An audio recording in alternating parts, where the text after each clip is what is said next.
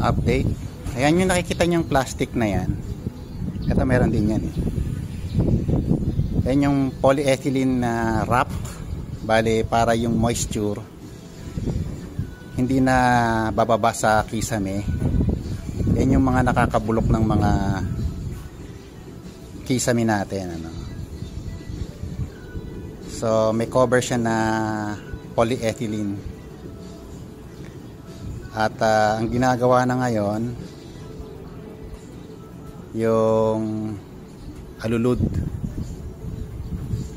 Ayan. So mahirap din magawa ng alulod kasi nasa dulo alanganin. Ka-cut out mo pa siya na eksakto. And then pwede na ikabit yung mga yero.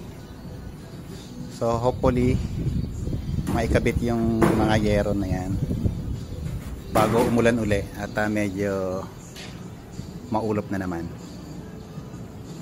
That's the update.